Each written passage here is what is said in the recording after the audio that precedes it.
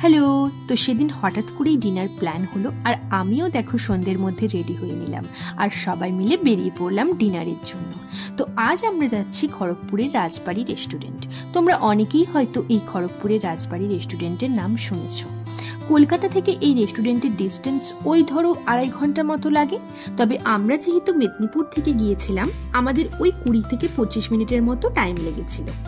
তো এখন আমরা দেখো রেস্টুরেন্টে চলে এসেছি, আর এখানের পার্কিং এরিয়াটিও যথেষ্ট বড় জায়গা জুড়ে রয়েছে। বাইরে থেকে এই রাজবাড়ির আদলে গড়া রেস্টুরেন্টটি দেখতে বেশ ভালো লাগছিল।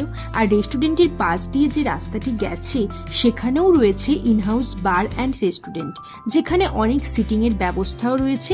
আর সাথে তোমরা যদি স্টে করতে চাও তার জন্য রিসর্টও রয়েছে কয়েকটা। আর রেস্টুরেন্টের একদম পেছনেই রয়েছে সুইমিং পুল, যেখানে তোমরা 2 ঘন্টার জন্য পার হেড 300 টাকা দিয়ে পুলটি ইউজ করতে পারো। চলো এবার রেস্টুরেন্টে যাওয়া যাক। তো ঢোকার সাথে সাথেই ওদের তরফ থেকে খুব সুন্দরভাবে বরণ করে আমাদের আমন্ত্রণ জানানো হলো। আতিথেয়তার সাথে সাথে ভেতরের অন্তঃসজ্জাও ছিল দেখার মতো।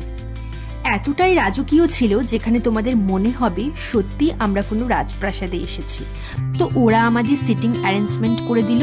দেওয়ার সাথে সাথেই আমরা মেনু কার্ড দেখে আমাদের পছন্দ মতো খাবার অর্ডার করে দিলাম।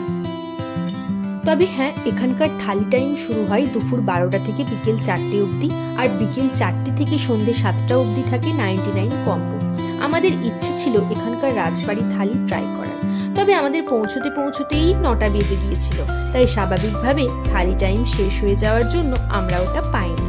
তাই সেপারেট ভাবেই মেনু সিলেক্ট করে আমরা অর্ডার করে দিয়েছিলাম।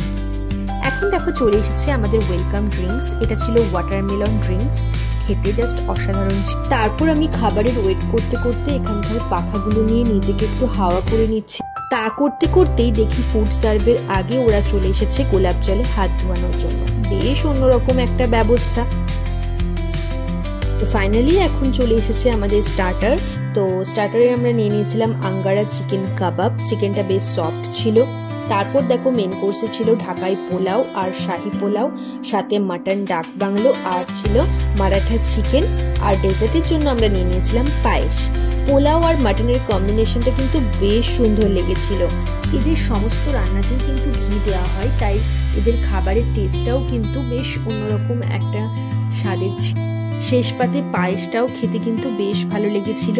আর সবার শেষে দেখো ফিঙ্গার বোল দিয়ে হাত ধোয়ার ব্যবস্থাও ছিল। আবার সব শেষে মুখশুদ্ধির জন্য যে আয়োজনটা ছিল সেটাও আমাদের জন্য বেশ নজর কাড়া।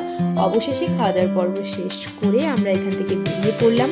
তো এই রাজকীয় আদলে গড়া রেস্টুরেন্টটি তোমাদের কেমন লাগলো আমি কিন্তু অবশ্যই